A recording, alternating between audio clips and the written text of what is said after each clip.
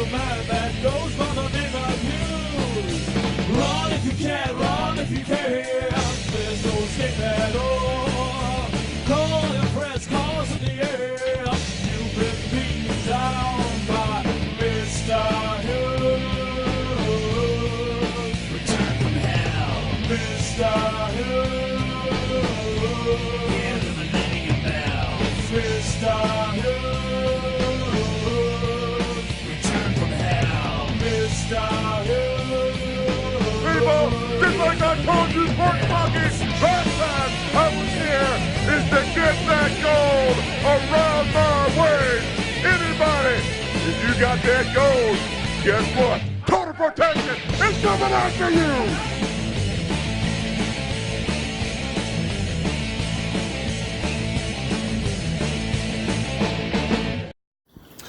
Hello, folks. Total Protection, Mr. Hughes here for another edition of the Total Protection Podcast. My guest for today will be Prince Apollo from New York City. And, of course, we're going to get some info on Prince Apollo. Prince Apollo, one of my former trainees that's out there in the world of professional wrestling, making his mark, just like all the thousands of other former trainees that I trained, out showing what he can do to add to the world of professional wrestling. And, of course, my co-host today, the good old ATLien. What's cracking, AT? What's going on, Mr. Hughes? Back again, episode 4, ready to knock out another great podcast. No doubt about it, man. And I'll tell you something. Last week, first of all, at the beginning of this podcast, man, you know, I'm pretty sure a lot of you people out there that listen to my podcast and that knew that I was with Harley Race for a few number of years, and he's pretty much gone now. He's not with us no more. He went to heaven, and so send my prayers out to his family, and I thanked Harley many a times through the years of his experience that he gave me to help my career to do what I'm doing today. Many a times we rode up and down the highway. Him talking about, how to be good, how to be successful in the world of professional wrestling. And the last time I got to see him, man, we got to talk about some old war stories and just talk and had a good little time. But I kind of knew right then he was kind of on borrowed time, but that's why I was blessed to get the opportunity to see him again.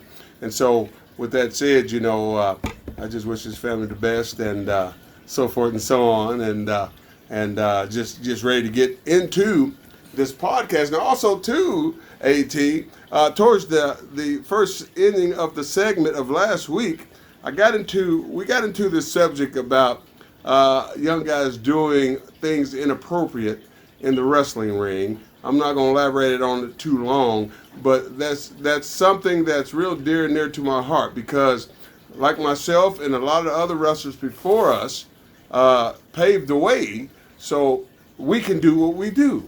And these people that do this garbage that I was talking about bumping each other's butts together with their tights pulled down and throwing their balls and doing all these different gestures, that you can't take children to a show. They're trying to kill the wrestling business. I don't know why they're trying to do that.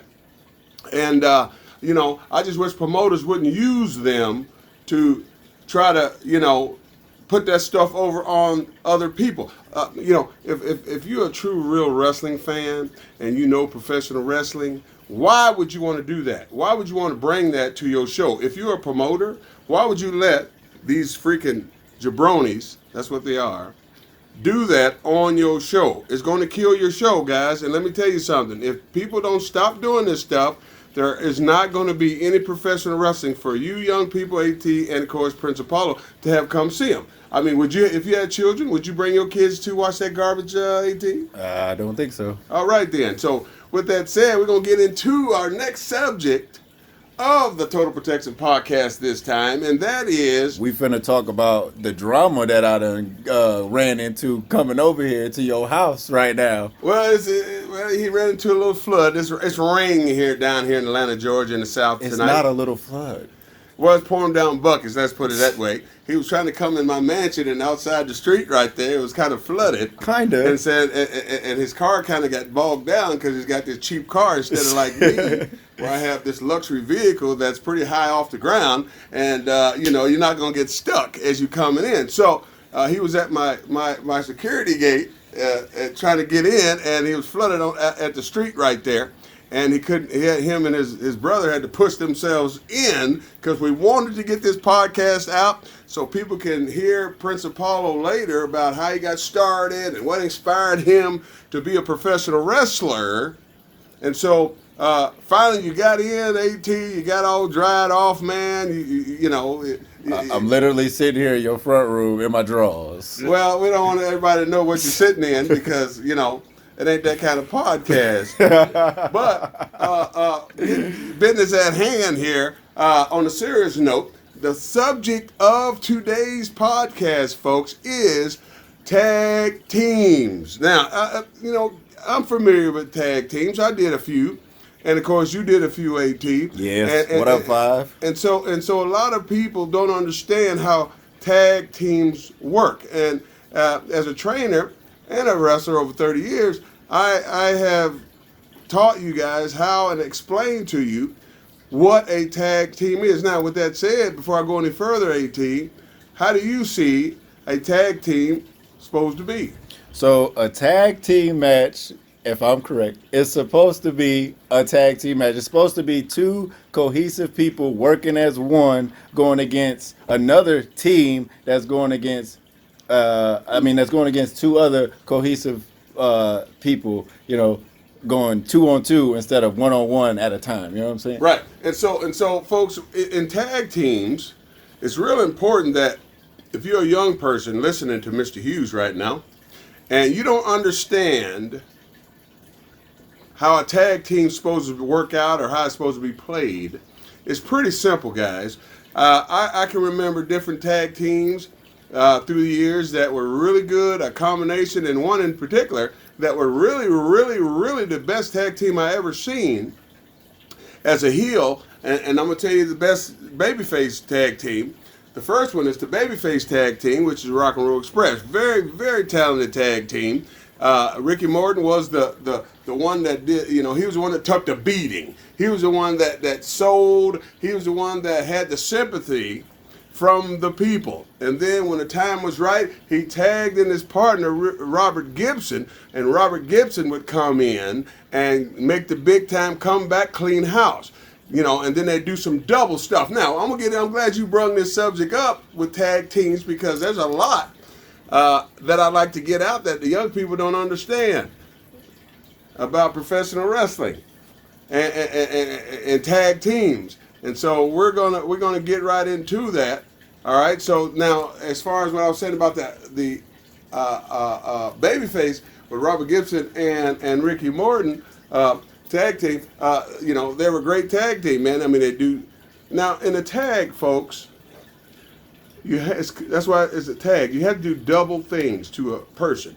It's not a singles wrestling match, and that's where I see a lot of guys. They fall into this problem to where, even though it's a tag, and they got a guy standing out on side the apron waiting to get tagged, they're doing all their stuff like it's a singles match. You remember back in the day, AT, where at the school there, I was teaching you guys how to do tag matches and this and that and the other, and a lot of you guys failed at the beginning because you thought it was the same as being in a singles match, and you guys wasn't tagging in and out until I explained to you that if you got a heel tag team and a babyface tag team, it's same as single competition. The heels still have to get the babyfaces over with wrestling, but in a tag team way, tagging in and out on different moves and different drags and arm drags and double. Everything's double, see? And so a lot of guys don't understand that, and through the times at the WWA4 where I was teaching you guys how to do this stuff, I had to pretty much explain and show you how a tag team is supposed to be played out. Now, so going back to, I said something about the baby faces, which was the Rock and Roll Express, Ricky Morton and Robert Gibson. Now, on the heel best tag team, I would say, would be Ole Anderson and Tully Blanchard. Great heel tag team, man. If you guys out there want to learn how to be in a tag match, watch. If you're a babyface, watch the Rock and Roll Express. If you're a heel, watch the freaking Arn Anderson and Tully Blanchard. I mean, these guys would get the freaking baby faces over, but when it came time to get the heat, they got the heat. And then when the time was right, they got the baby faces over, and the baby faces make comebacks and so forth and so on. So back to the basic thing of tag teams. Learn to be a tag team. You have to find somebody. Say for instance, if you wanted to tag against Prince Apollo, you guys gotta pretty much come together with different. Even though you have different characters, and you have to make this thing work. I don't care if you're a babyface. I don't care if you're a heel. You guys got to work together as a team, not one person doing all the stuff and then the other guy comes in to clean house. It don't work like that. If y'all baby faces, you have to tag in and out, work different holds, counter different holds, so you can show the people that this is how you wrestle. I'm pretty sure you've seen it, AT, where guys get in the ring and one guy does most of the freaking work. Have you seen that? Yes, I have, Mr. Hughes. And after you sat us through practice after practice after practice, because we didn't just do single match practices. You actually brought us in, and we worked on tag matches as well, to where you would actually have one person on the apron. Matter of fact, you was teaching us. We was working on tag matches this one time, and you had was showing us the buckle, and one of the buckles was exposed underneath the padding, and you had bust yourself over. You remember that? Oh yeah, I remember that. I was trying to show them how to sell a turnbuckle, head to the turnbuckle, and I was trying to show the guys how to do it correctly where it looked believable. But in this ring, in the corner of this particular ring, which was the big ring that we did shows in, on the far corner towards the big chair, in that corner towards the big chair there was a turnbuckle that the bolt was kind of sticking kind of up inside the cushion, which I didn't know at the time. And so I'm showing all these guys how to take a head to the turnbuckle, and I'm really making it look good now. Now I'm understanding that there's totally cushion there, so I can hit my head on that cushion as hard as I want to, but I didn't think that damn bolt was going to be sitting up there like that. And I did it, and I went down and hit my head and got color. Just that quick. And everybody laughed at me. But I was showing the guys, because I guess they thought I was really, they said, damn, Miss Hughes, you're selling pretty good. Well, I really hit some steel.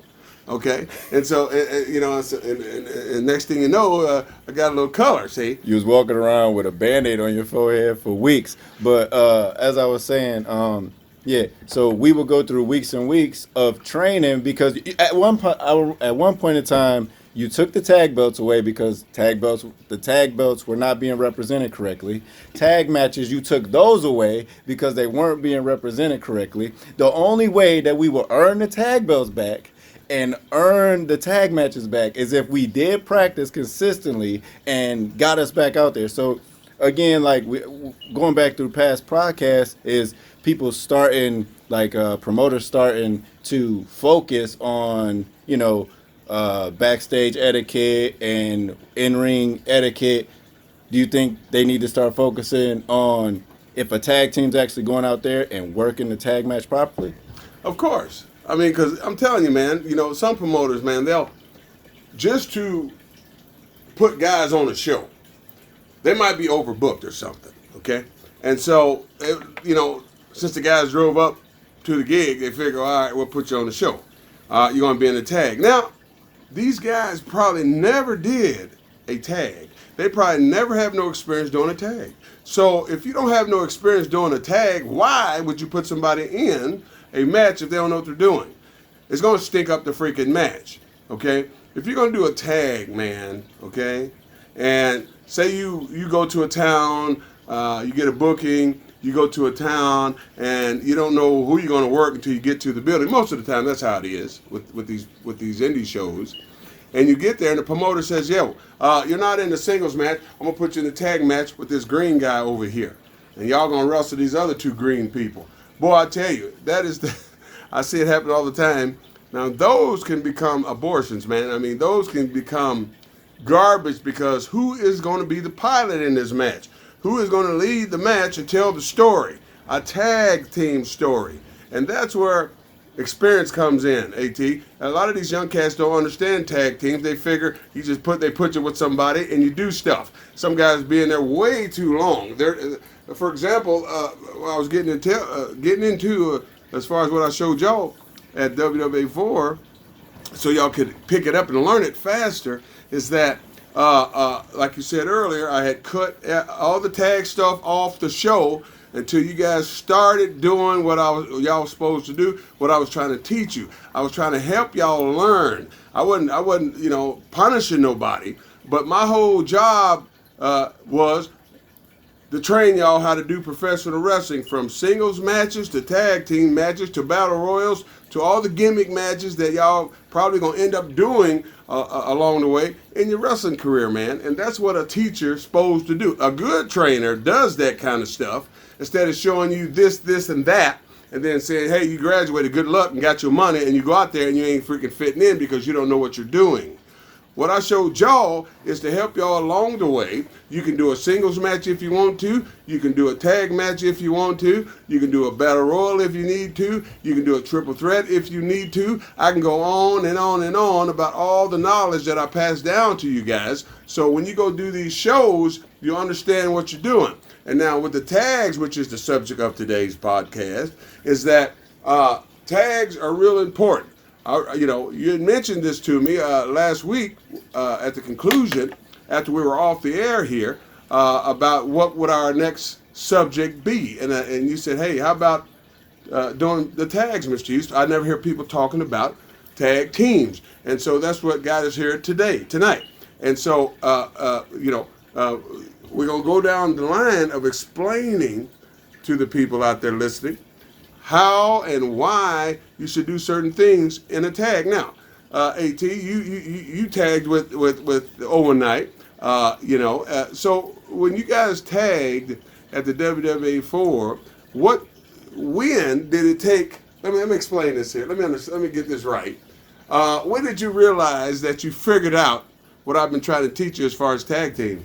Well, actually, before I was tagging with Owen Knight, if you remember, you might not remember, I was tagging with Lynn Parker. He was my first tag team partner ever.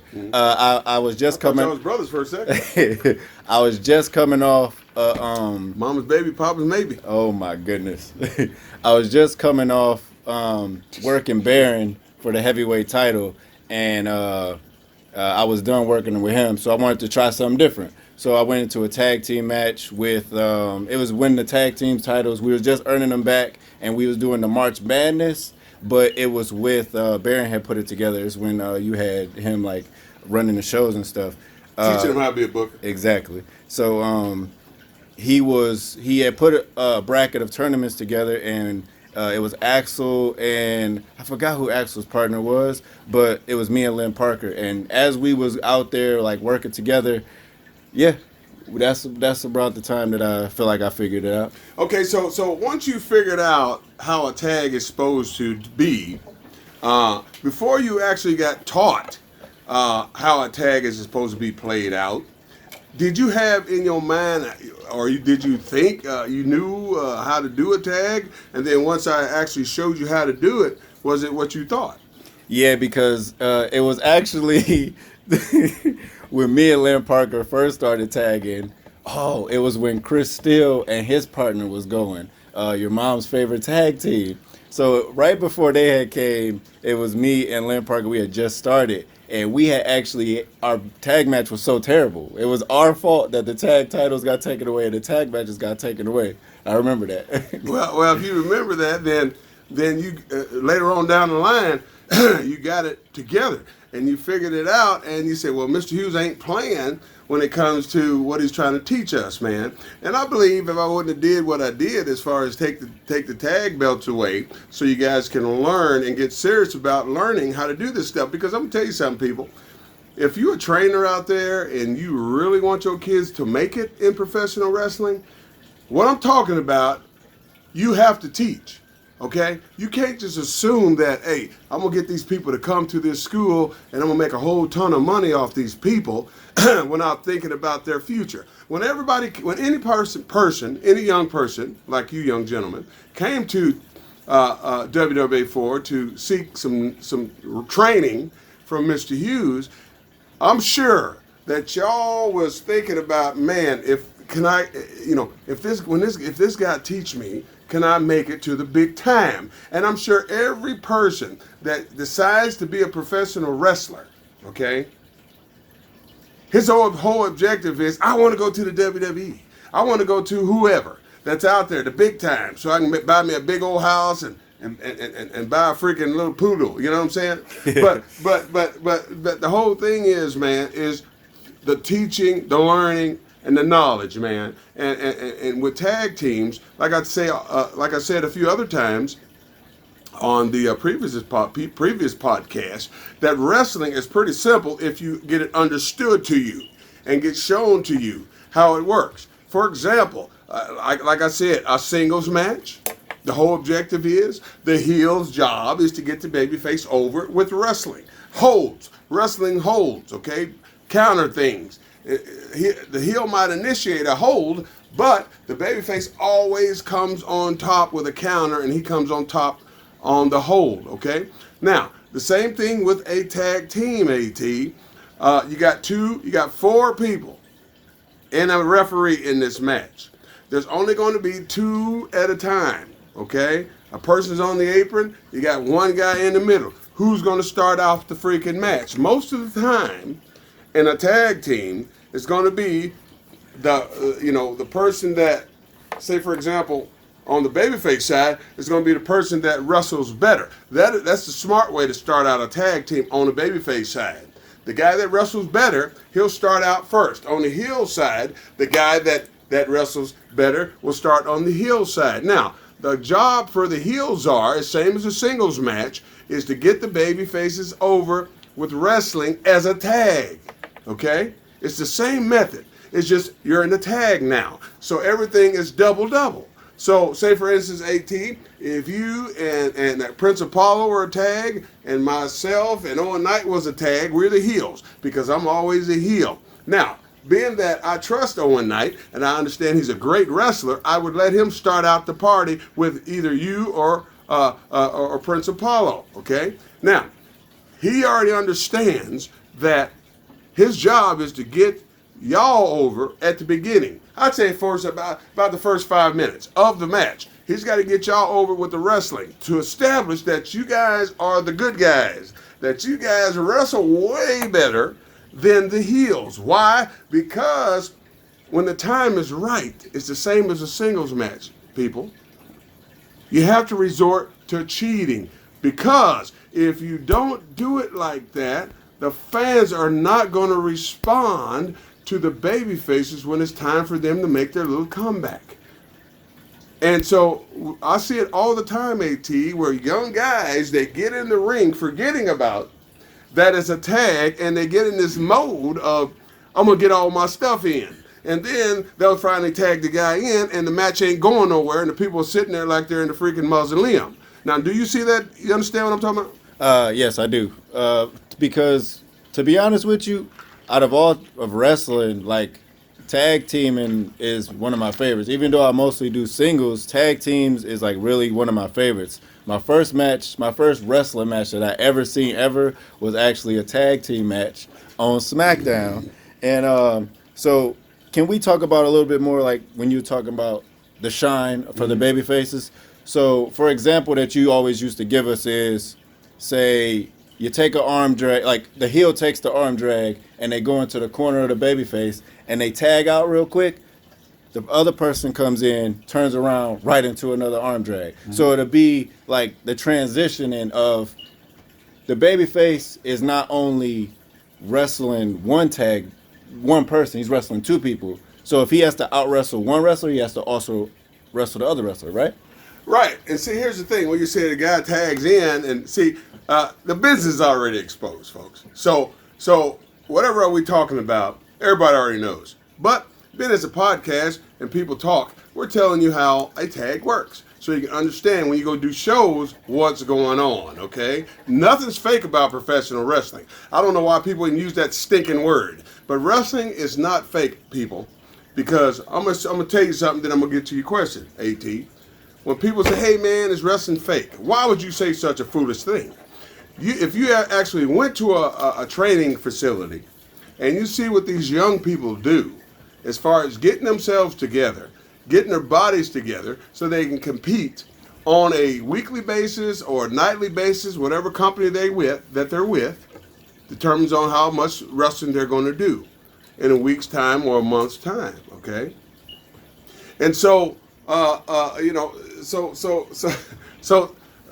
thing about it is, people don't understand that when somebody says, is wrestling fake, okay?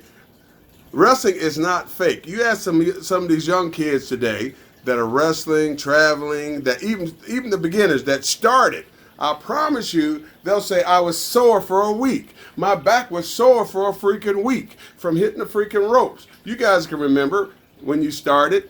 AT, you remember when you first started and you were taking bumps, you was hitting the ropes. You remember how sore your back was?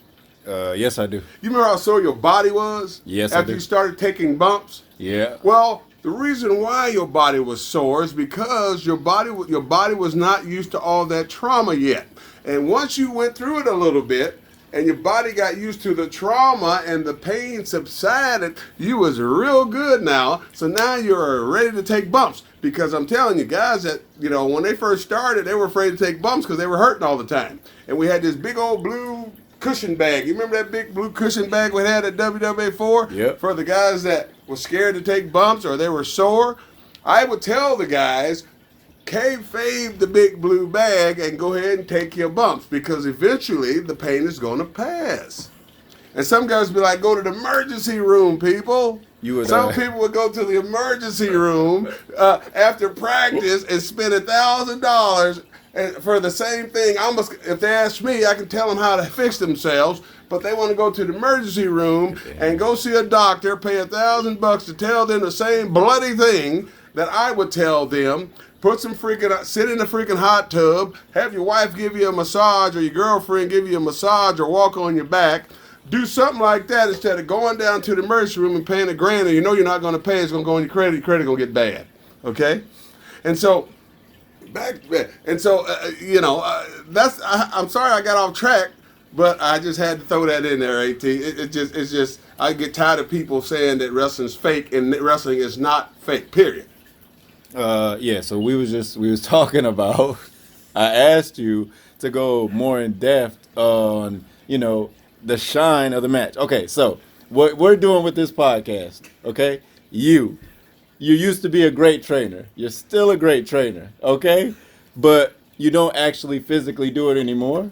Yes, I do. I still wrestle. Unless you do a seminar or two. I'm saying physically go and train like younger people.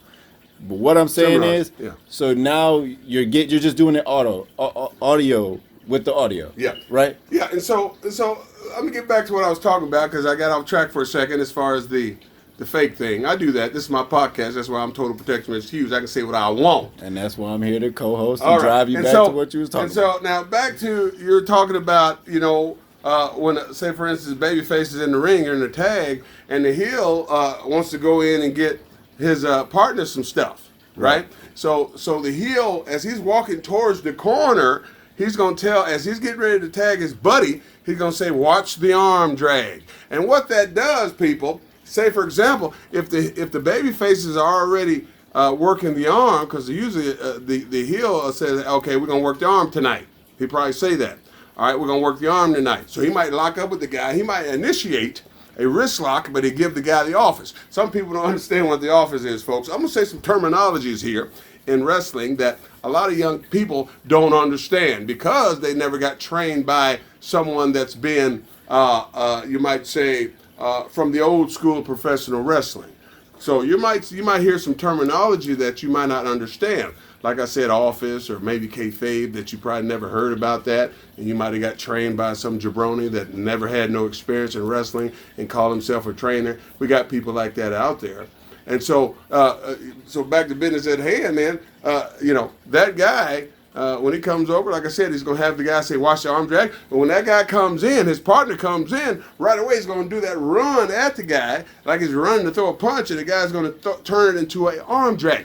That's how you do an arm drag. Now, as far as the hooking stuff goes, with those arm drags, now here's the deal. In wrestling, people, if you want to last, if you want your body to last, okay, you don't want nobody literally planting you in the mat. When I say a arm drag not hooking, for example, if you hook someone with an arm drag, that means that person is literally throwing you over. That means he's in your control to land you as hard as he would like. But if you do not hook and the guy comes and tries to reach around behind the guy, kind of like around towards his upper shoulder as he's reaching, that guy just goes through the motion with the bump. The guy just goes with the guy that's flying, see? And that guy can take his own bump. And that's how you learn, that's how you last, your body would last in professional wrestling. Now, other things like, say for example, the heel is pretty much the pilot in every match. Sometimes a babyface might say, well, do this, do that. But 9 times out of 10, if you want to have a good professional match, professional wrestling tag match, you have to let the heel be the pilot, okay? He's the one telling the story, people. And if you got a good tag team working on the other side of you and you're a good heel tag team, you should be able to make those people go crazy in that match. Now, AT, now, you tag with different young guys at the school. Yeah. Mostly you tag with Owen Knight, correct? Owen Knight and Blackheart, yes. And Blackheart. Now, when you tagged with Owen Knight, okay, because you guys were pretty much, Owen was pretty much, one of the better wrestlers at the time. And when you guys came together, you guys, see, even though you might have good wrestling skills, right? When you cut promos, that's really, really important as a tag team. Even as a singles competitor, your promos as a tag have to mesh together. Now, when you guys did promos in the back, even though I was there helping you, I was piloting you guys through the promos, right? Once you guys figured out what y'all wanted to present to the fans on the internet world, it got over. Tell us about that. So basically, you would have us both on camera at the same time, and we would have to cohesively know what we were going to say back and forth with each other. So as far as when we were after the fact, when we got done cutting our promos, and it came to trying to make our entrance time, you wouldn't allow us to come out as solos. We always had to come out as a tag team. So basically, what you were doing was saying that if you were a tag team, it had to start as a tag team match, had to end as a tag team match, because at the end of the day, the tag team part of the match was the most important. So how come you feel that we shouldn't have been able to come out individually and use our own musics? Well, due to restraints on the show, see, as y'all know, I always try to keep a 2-hour show. We always started at 8 o'clock, period. No exceptions. 8 o'clock was the bell time. And I don't care if you was, you had to be there an hour before the show. And so most of you guys understood that we was on time restraints, and everybody couldn't use their own individual. Boy, I tell you, that's a rough one. Individual music, okay? And so everybody, as a tag, now if you was an individual and you had a singles match, yeah, you can have your own music. But as a tag, you had to choose whose music are we going to go to? Whose music are we going to go out to? So if you had your own music, okay, guys, we're going to play our music to go out together. Next week, you'll switch it up. And you might play your partner's music just to keep everybody happy, see? And so with that said, everybody always, everybody, here's the funny part about, when young people at the wrestling school is, I'm great that they were fired up and ready to, learn and be professional wrestlers. But some of them thought they were superstars already, and I had to bring them down to freaking reality here. For example, I'm not going to say no names because I don't want to hurt nobody's feelings, but I had to keep people in line so I can keep them humbled, see? That's the most important thing about professional wrestling, people. I don't care how high you get up on the totem pole of professional wrestling, you still have to stay humble. I don't care if you make $1 million in this sport. You still got to stay humble to where you came from. Never think just because you on television or because you making a whole bunch of money that you're better than the people that trained you or the people that taught you how to do this stuff. Because without that individual, you would not be doing what you're doing. You can't give the credit to nobody else. Okay? Because, like I said on the very first podcast, AT, I'm a saved individual. We are blessed. We all are blessed. All my students are blessed. I pray for every last one of them. The ones that don't like me no more, to the ones that love me, to the core of their soul. And I'll tell you this, the ones that are doing what they're doing, like playing that hate game, as you know, their careers are not going nowhere. God don't like ugly people. And that's why I try to explain to every one of my students that the most important thing is trust in God and always respect your trainer. Now, back to this tag team thing here, okay? So what we're doing is, like we tried to explain, is you are teaching through podcasts now. So we talked about our promos. We talked about our entrances. We talked about the shine. So one thing that you always like to specify with was the cutoff. And so with the cutoff, both heels should be the ones that commit the crime, as you like to say. You one of the ones that you like to use was one of the wrestlers distract the referee, or one of us would be running the ropes, and the other guy would be down, tucked away, and he'd trip the wrestler. What do you think? What is your take on the cutoff for the heels? And the well, that's real important. The cutoff, whatever how you want to put it, how you want to call it. Like I said earlier, the heel's job is to get the babyface over with wrestling. That's very important. That sets the stage for the heel to eventually start cheating in so many words, because you want the fans to understand the story that they're seeing, folks.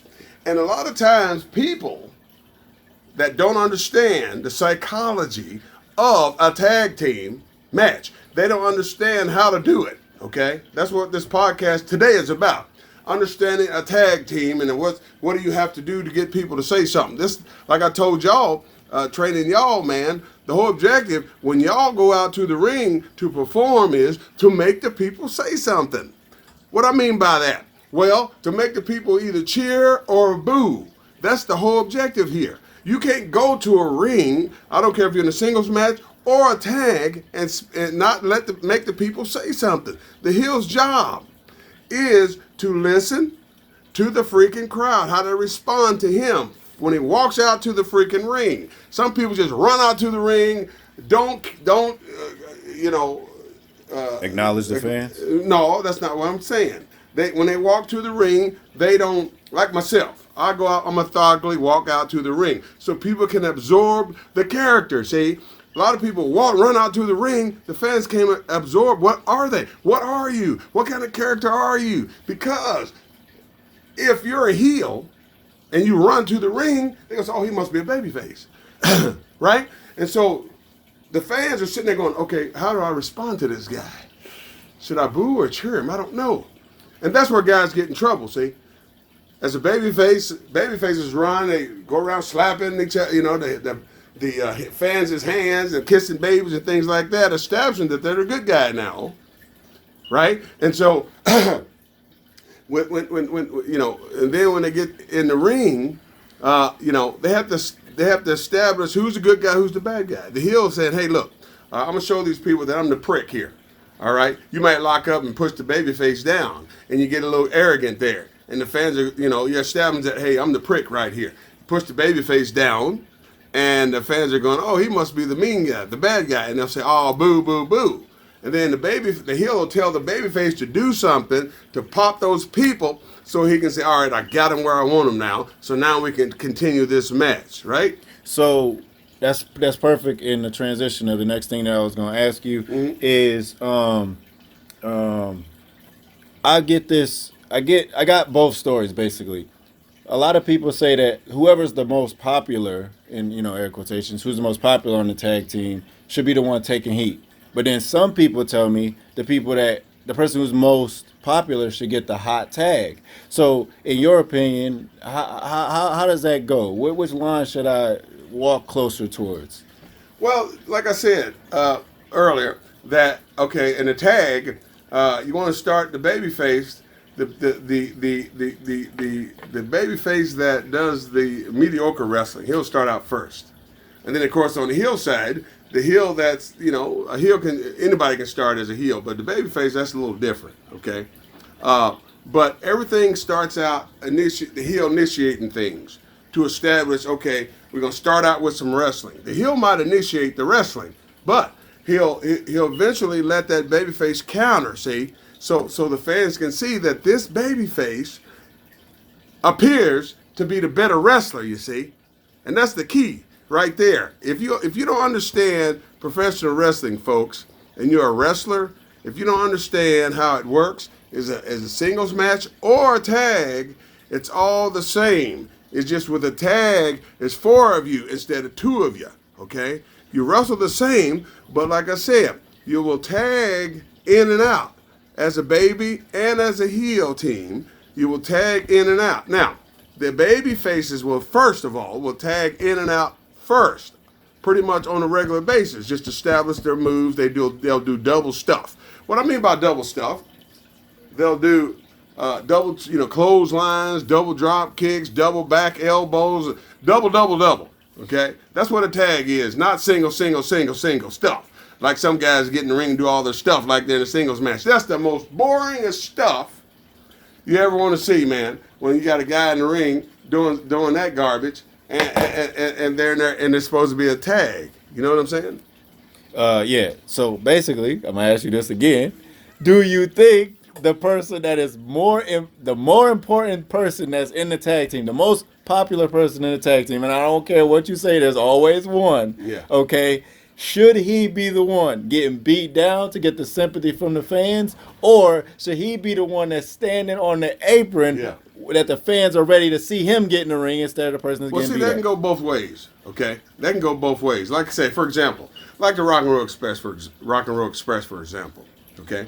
Now, Ricky and Robert, they would tag in and out at the beginning of a match. But then when the heels start settling in on their heat, they would get the heat on Ricky. Why? Because he was the one that sold better. He was the one that was more believable to the fans, that he was taking a butt whipping, see? And he did it really well. Now, for example, if you and Prince Apollo was tagging and you sold better than him, he would let you get the heat, see? He might let you start and you guys tag in and out, but when it came time to get the heat, you'll be the one taking the butt whipping, see? And he's the one who will make the big time comeback, you understand? That's how you do it. You don't let your guy that sells better sit on the apron while the other guy that sucks at selling take the freaking, do the freaking, get the heat on him. It don't work like that.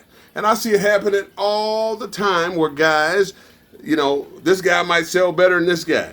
But this guy wants to start the match. Ooh, let me start, man. I got some bet. I want to get my stuff in. I want to get this in, It ain't about all that. It ain't about getting your stuff in. It's about getting the match over and having the people respond to what they're seeing. That's why a lot of people don't go watch wrestling anymore, folks.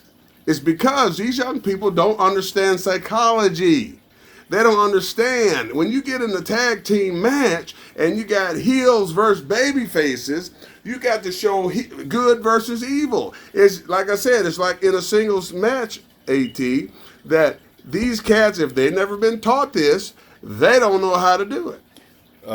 So what you're saying is basically tag team matches are a good way to learn, basically. So if you don't know how to sell, but you can come back really good, that's a time for you to be able to work on your selling because you got a guy that's there to help you. Piggyback off of three other people that's in the ring instead of just going out there and trying to figure stuff out by yourself. Basically what you're saying? Right, but still, you have to learn how to work individually first. You have to be in a singles match before you can do a tag. Okay. You have to learn the basics of professional wrestling first before you decide to be a tag. All right, folks, I'm sorry, but was interrupted by one of my former trainees, Chad Skywalker. I don't know how he got in the gate. The security ain't working today. I don't understand what's going on. He must be out getting a cup of coffee or something. But back to business at hand, AT. We're deep into this podcast subject of tag teams. Now, with that said, let's get into it a little deeper here. All right, so basically we are at the end, or like you say, the finish of teaching people how to do a proper tag match. So we started with the shine and we end with the most important part of the match, the finish. So when wrestlers are coming to the end of the match and they're ready to get into a finish, is it very key and important for the tag match to end with a tag team finish?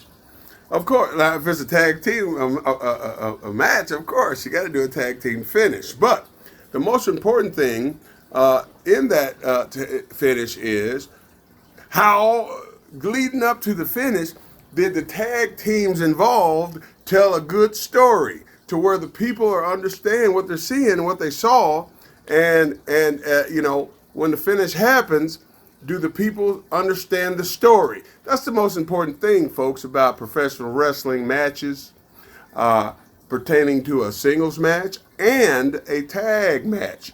You have to understand, if the gentlemen in the ring don't understand psychology, folks, that's the most important thing here. Psychology. People say, what's that mean? What's that?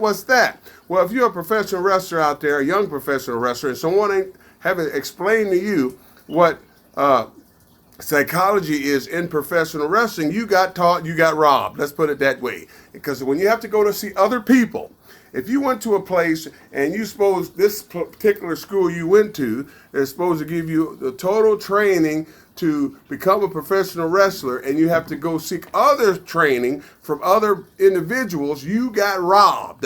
Period. You got your money taken. You got robbed, people. And so if you haven't been taught the things that you need to be taught, you can't do tags, right? Now, for example, some things that go on in tags that people don't understand. For example, the string, the tag. When you stand in the corner, you got to hold. You got to. I know what it's called. Okay. You have to hold that rope there. It's called the rope, like he said. Okay. Some people don't hang on to that rope. Why? Because they haven't been taught a proper tag team match. Whenever you're in a tag, folks, if you're a wrestler and you're a young person, listen to my voice, okay?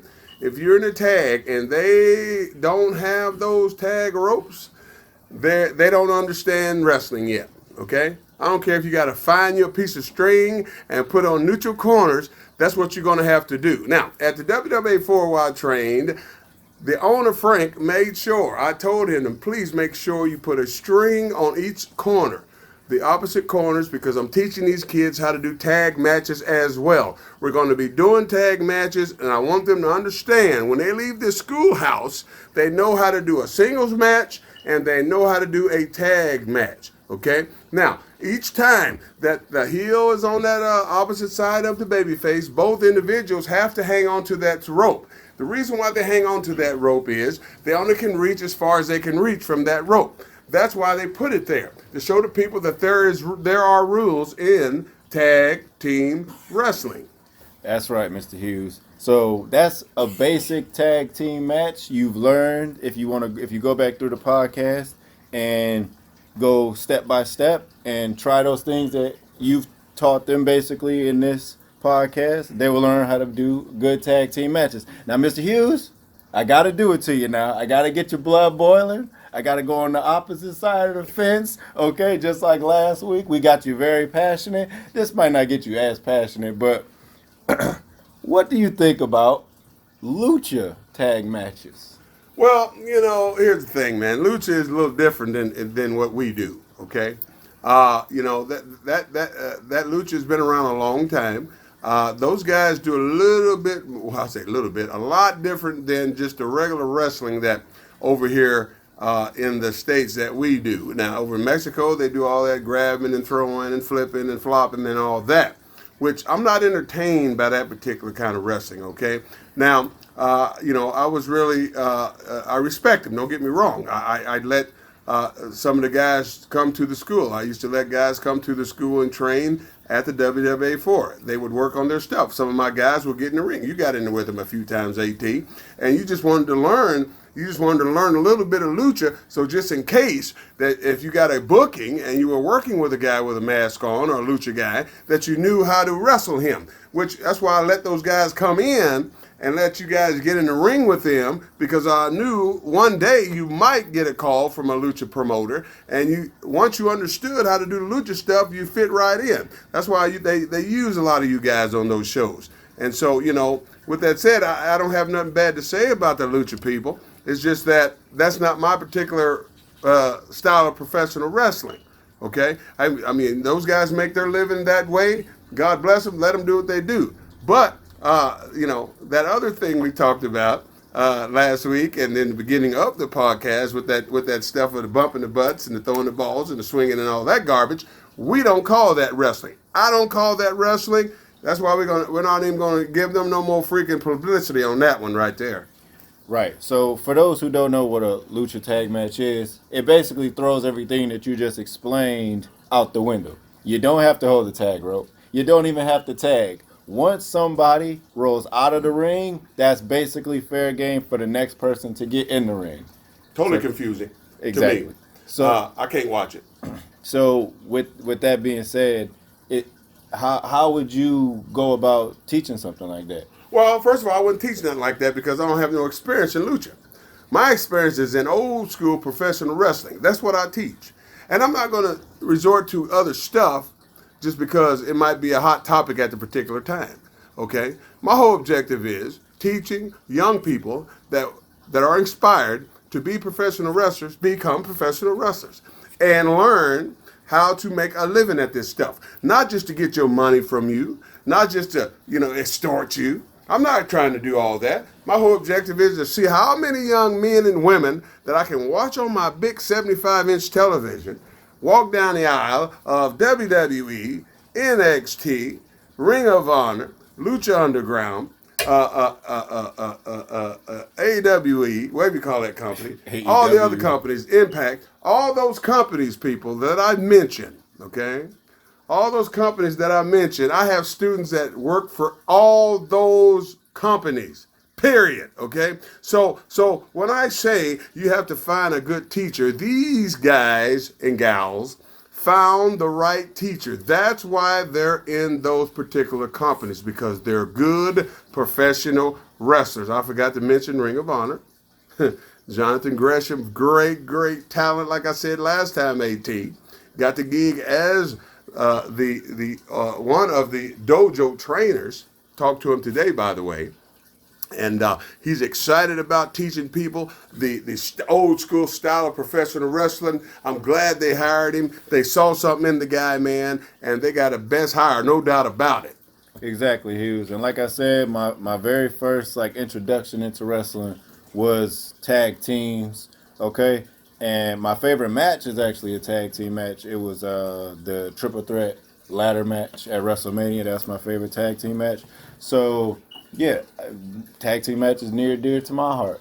Well, I have nothing against tag teams. I've tagged with some great stars in professional wrestling. Me and Big Ben Van Vader, me and Lex Luger tagged a little bit, and me and Junkyard Dog tagged a little bit. Me and Big, Scott Hall. Not Scott Hall. Diesel, me and Big Diesel, Kevin Nash tagged. I can go on and on of all the stars that I've tagged with through the years in professional wrestling, folks. So when I say that, I'm qualified to teach people and to talk about this subject of tag teaming. I can do that because I have the experience and the knowledge and the wisdom to tell people, the truth about how to do it and the right way to do it and the wrong way to do it. Yeah, my first tag team that got me interested in tag teaming was Paul London and Brian Kendrick. I'm sure you don't know who they are, but as of today, Mr. Hughes, I think you should give the Revival a good shot and watch a couple of their matches because people say that they're like your favorite tag team, Tully and Arn. Well, if they let me tell you something. If they wrestle like that, they will definitely get a viewing by yours truly, Total Protection, Mr. Hughes. Why? Because, folks, it's really important. If you want a veteran to watch your matches, if you want some good critiquing, and you want somebody that's been there, done that, to give you the honest opinion about how you're performing in that ring, you want to be able to let I ain't gonna say old timer, but a veteran watch you perform and say, hey man, you do great work. I like watching you perform. For example, like Jonathan Gresham, I told him that he's one of the best young talents out there today that even though he's one of my former trainees, I enjoy watching him perform. Just like I told him today, the best match I ever seen, the best match I ever seen him do was in the match with him and Jay Lethal on that Ring of Honor TV match. It was a great wrestling match, folks. So if you've never seen that match with Jonathan Gresham and Jay Lethal on Ring of Honor, it's online. You can see it. It was on television too, by the way.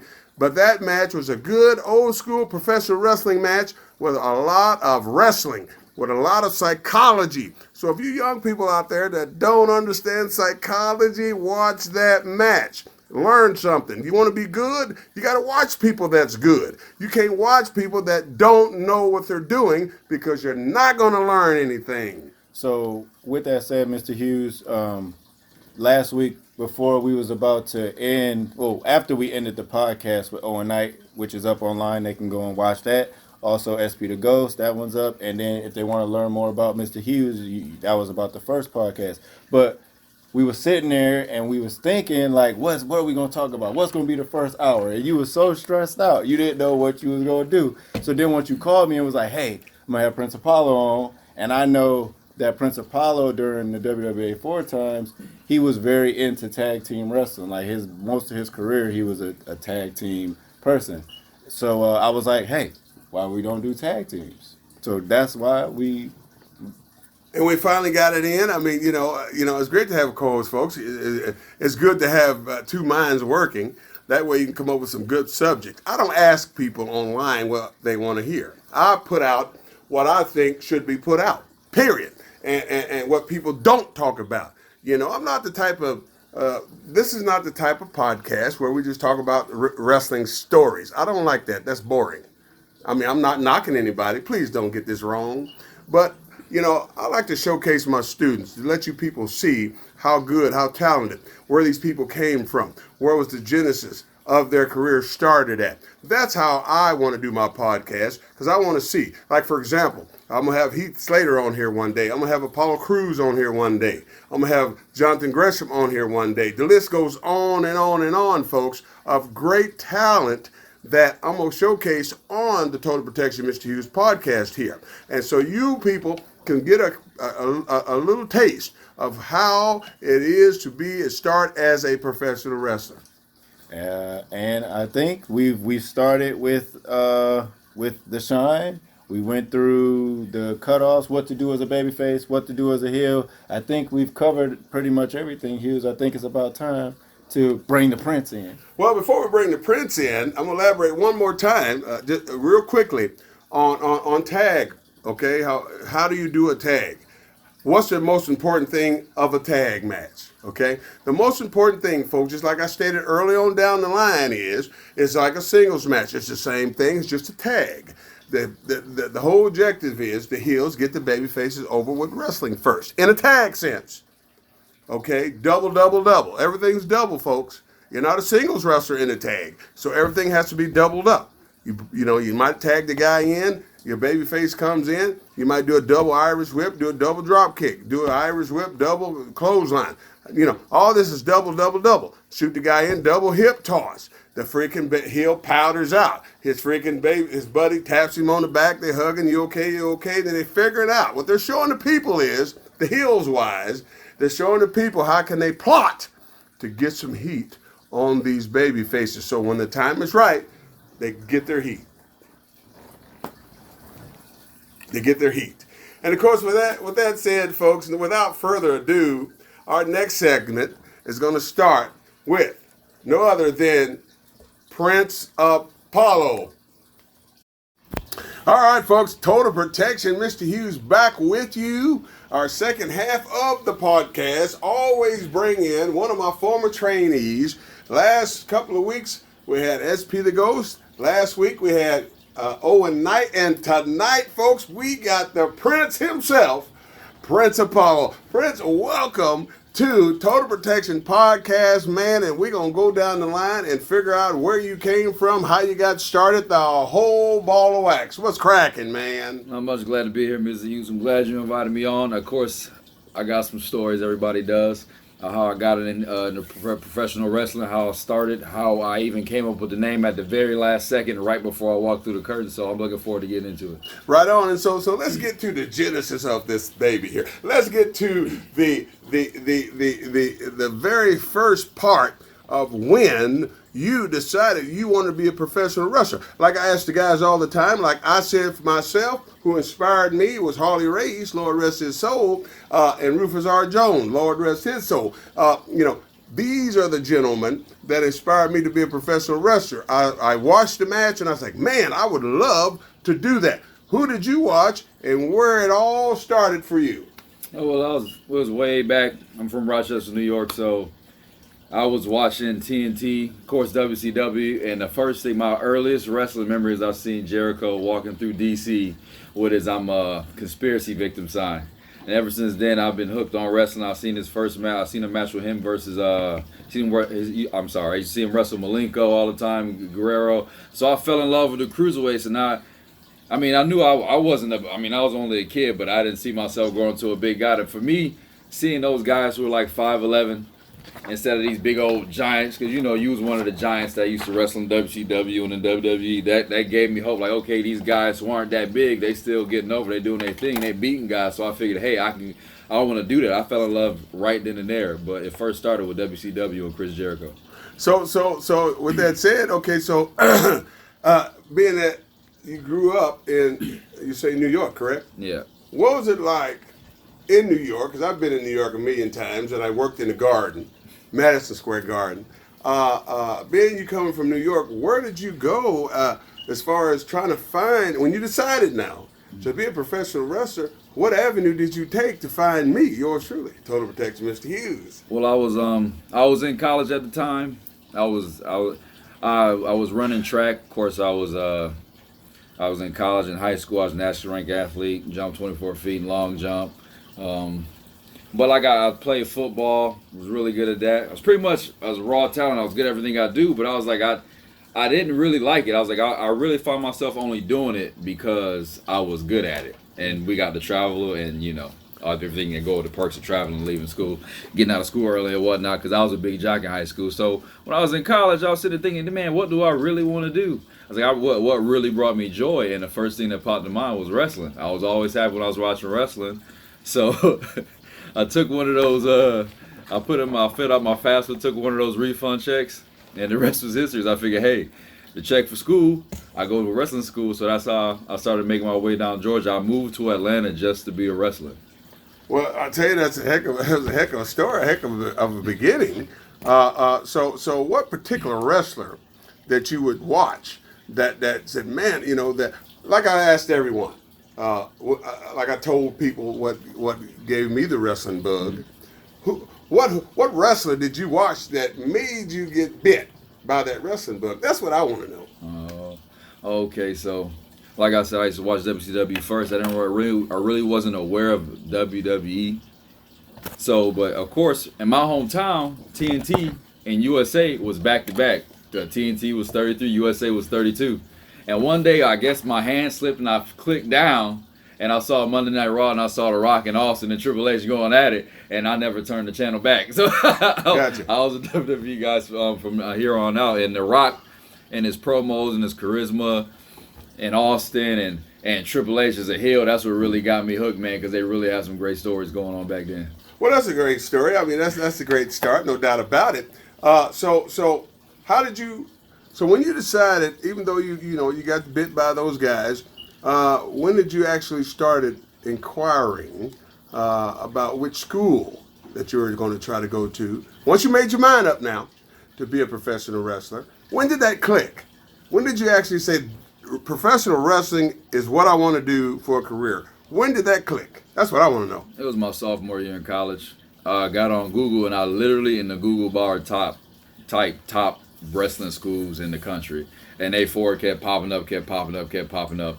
So of course I went on a YouTube link and I see all these guys flying around and I saw the commentary on it. I saw how the fans was into it. I saw everybody seemed like they was having fun. So I was like, hey man, that's a good idea. And my daughter's mother decided at the time she had went to high school down here. She was from my hometown, but she went to high school down here. And she was like, hey, I'm going back to Atlanta. Would you like to come? And I just thought the stars aligned because I already planned on coming to Atlanta to be a wrestler anyway because I found WWE4 online. So to put two and two together, made it work, took that refund check like I said. Instead of using it for school, I used it for wrestling school. So that's when I made up my mind. I Googled it. I looked up. I did my research. I followed you guys on YouTube. And that's when I chose the WWA4. So I packed up and moved to Atlanta. Okay, now before you actually moved to Atlanta, did you come down first, or like 'cause some guys they'll come down, get a viewing of the school first, talk to the owner Frank, and then talk to yours truly, Total Protection Mr. Hughes, get a clear picture of how the facility is, and maybe talk to one or two of the wrestlers just to see what it's like to be at that particular school. Did that happen for you? No, it didn't happen for me because I knew I wanted to be a wrestler. I saw all I needed to see on YouTube on A4. I saw the backstage promos. I liked those. I saw everybody was interested. I thought the system you had in place was good. So, I mean, I was all in. I knew I wanted to be a wrestler, and I told myself whatever situation I put myself in, I'm going to make it work because I'm not a quitter. When I make my mind up, that's what I'm going to do. So. Well, I mean, I didn't have to look at the school or physically come. I saw. I mean, y'all was doing your thing on YouTube, man. So I was like, I'm hooked. Right, and that was a good launching pad for a lot of young people that I trained, and that was the most important thing. Now at the time, people, we WWA4 were the only people online doing shows at that particular time. And as time went on, we got better and better so as far as the quality of the shows and the setup, the whole 9 yards. If you get on the early days of WWA4 on YouTube, you can see where we actually started doing shows, and you can see that there was probably no people there, and me and Big Dave Wells would commentate. But it was the infancy of the WWA4 and these young people you see today on television. Starting out their careers. Now, as time went on, like I said, I got better with what I was doing. I understood what I was doing as far as teaching. It took a couple of years to figure out how to teach people. I'm not going to lie. I wasn't a genius at it yet, but it's like with any job. You got to learn how to teach people. I knew how to wrestle, but I had to take the knowledge that I accumulated in my mind, in my soul, and teach these young people and pass it on down, and to keep passing it along the way. Now, back to Prince Apollo here. So Prince Apollo, you made your mind up. You wanted to be a professional wrestler. You sought out the WWA4. You checked it out. You saw it was the place for you. Now you made your way to Atlanta, Georgia. You came. Did you come and check out some shows physically first? Did you come to watch and see what you was getting into? Yeah, actually, I sat in the crowd for about a year. Because I had to say, of course, I had a 8-month-old daughter, so I had to make sure the bills was taken care of first. So that kind of set me back. But meanwhile, I sat in the crowd almost every Thursday night. I was there watching, seeing everything was going on, watching the shows, laughing, and just having a good time before I actually physically started training. Okay, so you came down and you talked to Frank, the owner. Yep. You brought the money with you. Yeah. You decided you wanted to be a professional wrestler. So what was it like when you walked in and you said, today is the day I'm going to sign up and start my wrestling training, man? What was going on when that happened, bro? When you walked through that door and you had your money to give Frank, what was going on through your mind? I'd like to know, and I'm sure people would like to know. When I first walked through the door, the first memory I got is everybody remembered seeing me sitting in the crowd. So everybody's looking, whoa, man, I think it might have been you who's told me, hey, man, the show not today, show's on Thursdays. I was like, whoa, I'm here to wrestle, man, because I know I was a skinny kid at the time. I was only 145 pounds. So that's the first thing that stuck out. I walked through the door. He said, hey, man, show's here. Show's on Thursdays, man. You got to turn around. I was like, no, man, I'm here to wrestle. I got my money. I feel like I'm going to slip. I'm just happy. I'm smiling ear to ear. I mean, A4, it wasn't like super, I don't really know how to explain it, like squeaky clean, but it had that Rocky feel. Like, you know, you could tell this is where good wrestlers was trained. We had 4 rings, we had weight rooms, we had everything we needed. And I saw you had the camera set up in the corner for promo. So, man, I was just ready to get into it, to get in the ring. And shoot, if you had left up to me, I'd have been trying to wrestle the next week. Well, I mean, you know, it's great to see young people come in excited, first of all, about getting in this great sport that we have, and it's called professional wrestling. I'm very, very passionate about this game of professional wrestling, people. And that's why I get mad when I see people doing certain things in the ring. You know, this is a free country. We have the amendments and all that to say whatever you want to say, okay? And so my job as a trainer and a teacher is to teach kids how to do the professional wrestling the right way without doing a bunch of garbage, okay? And so you came in, you paid your money. What day did you actually start training? I started on a Monday because I remember I had got my check.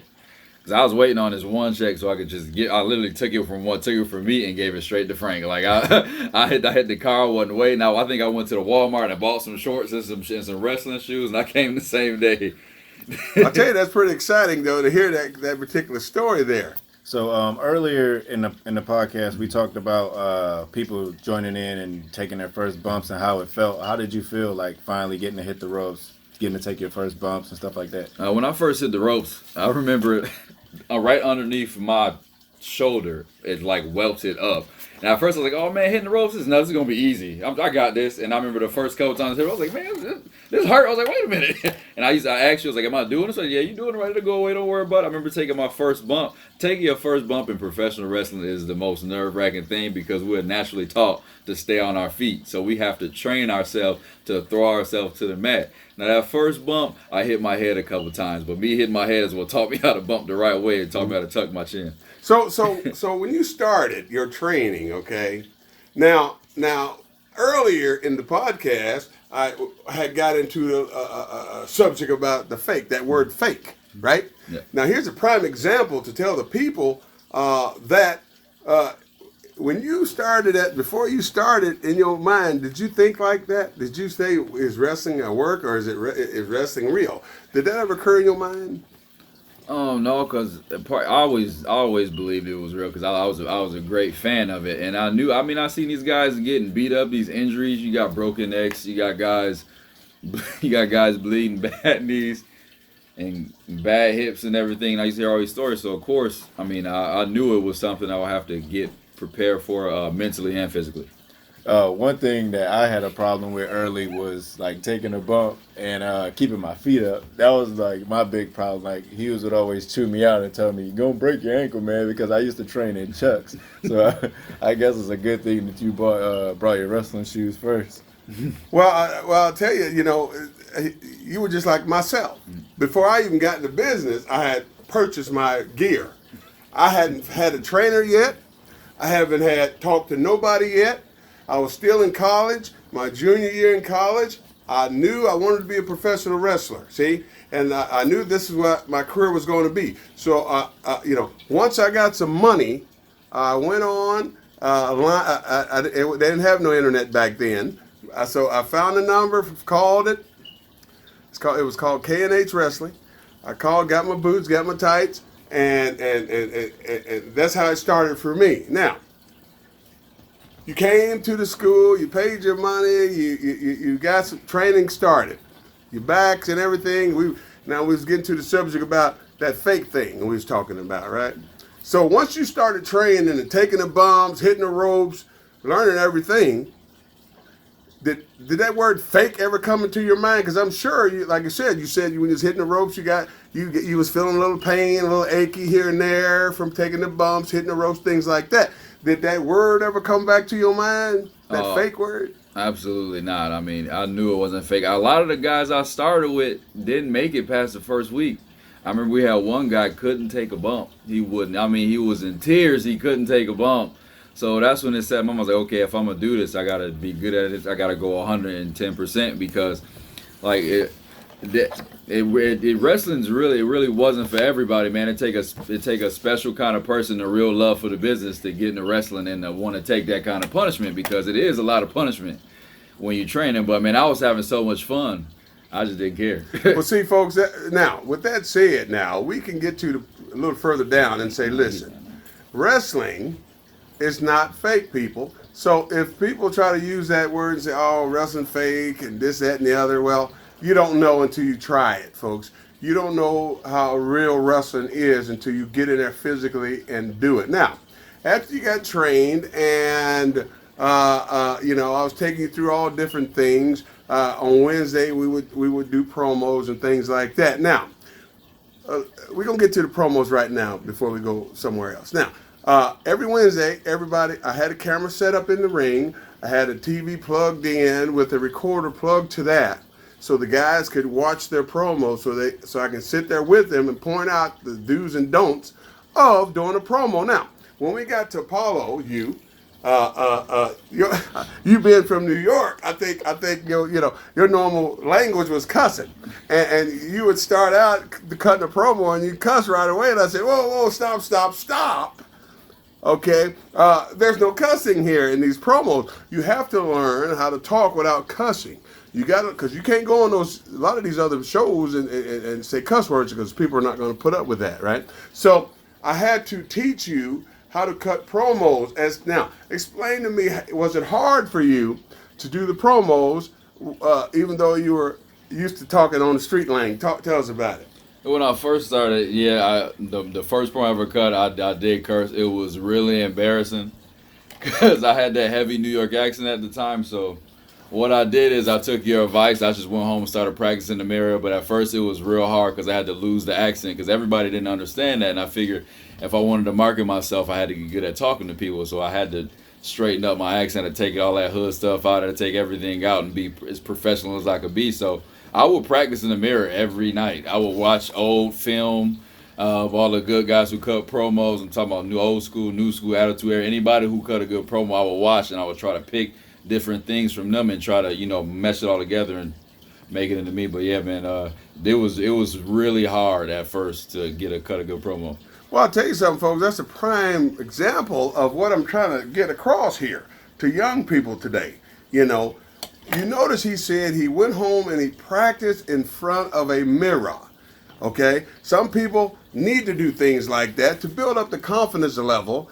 What your face look like, what the expression of your face looks like. So when people see you, they'll believe what you're saying. Just like when you're talking to someone on the telephone, you can't see their face, but their voice and the way that their mouth is sounding helps you understand that they're serious or they're freaking just lollygagging around. So he went home, he got in front of the mirror, he worked on his promos, and as time went on, you stopped using cuss words. And that's what I see when I see these students. That shows me that they're paying attention. It shows me that they're learning, okay? And so now back to the wrestling part, right?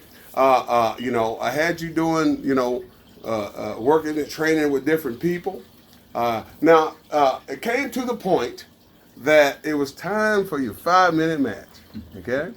Everybody wants to know what a 5-minute match is. Folks, let me explain real quick. Then we're going to get Apollo's opinion on what happened in his 5-minute match and who he wrestled. A 5-minute match, we call in professional wrestling, is where you are going to the graduation. That's the day you should graduate, okay?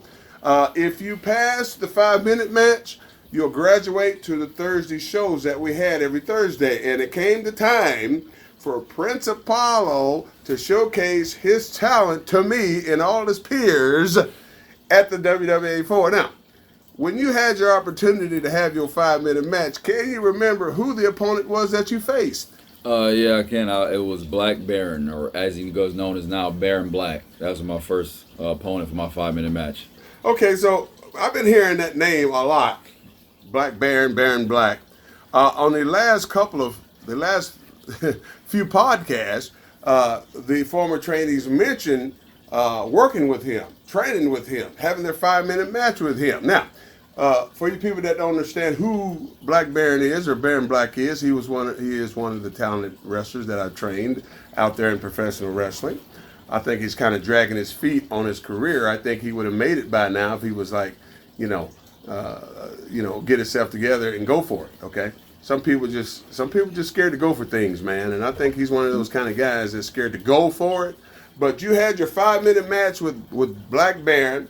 How was it wrestling Black Baron, man?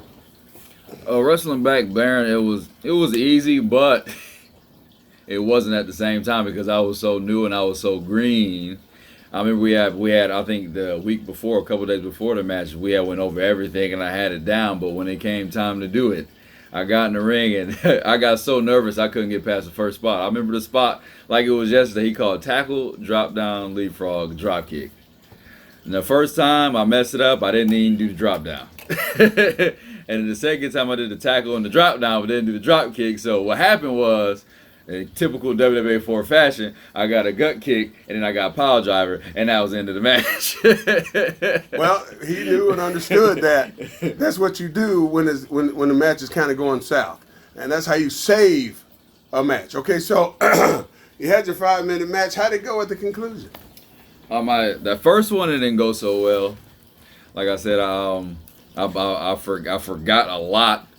But it also taught me that instead of being so nervous when I go out there, I need to relax.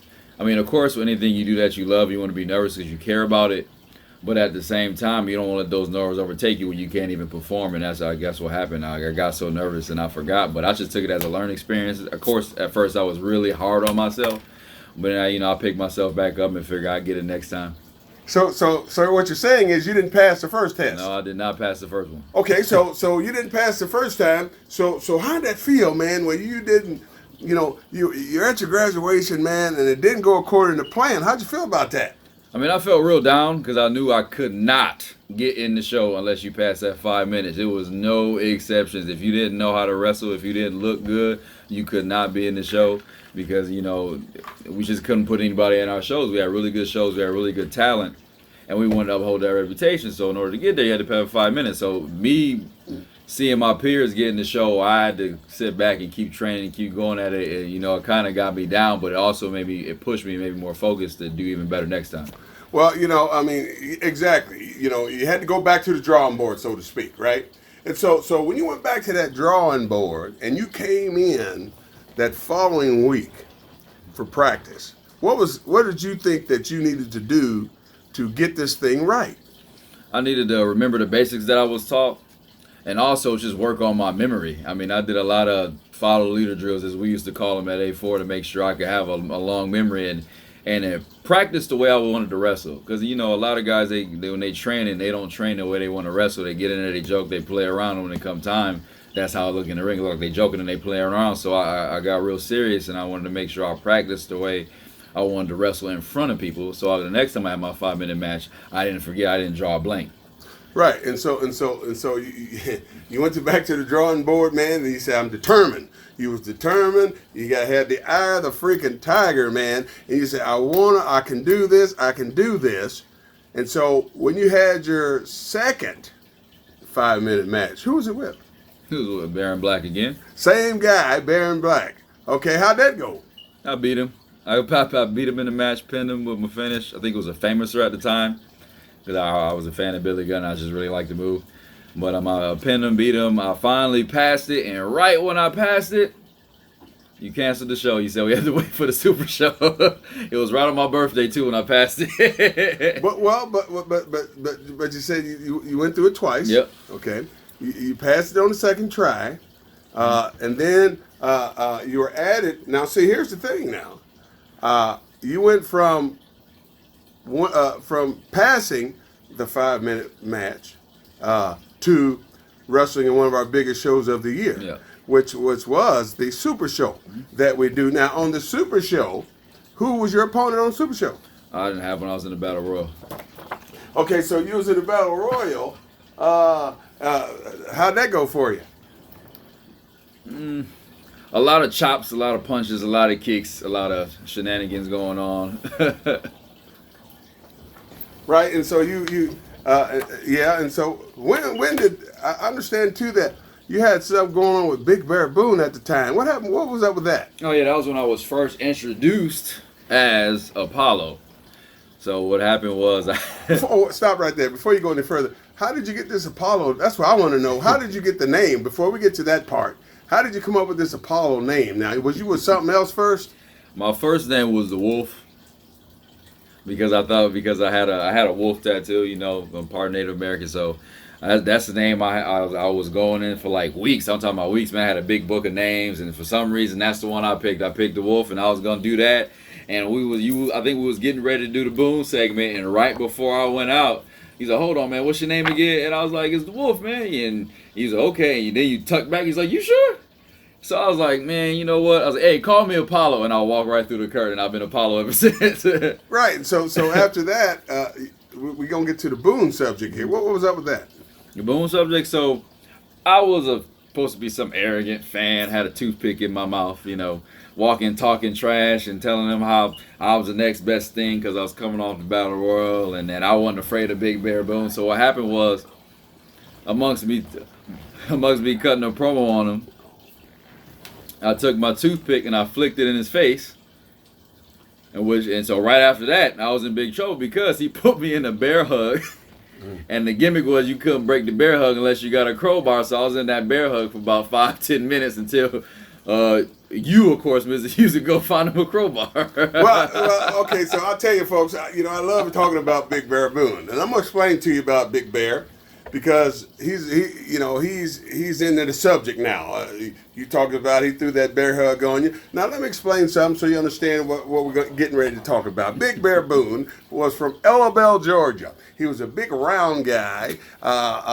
His gimmick was like a hillbilly Jim gimmick. Okay, I trained him. I knew that he had what it took to be a wrestler as a big man. And so, long story short. His character was, like I said, the hillbilly gimmick, but I had to put a little twist on his finish. His finish was the bear hug, being his name was Big Bear Boone, and I had a finish for him. Even though the finish was a bear hug, I had to put a little twist to it because I didn't want him to be the same as everybody else.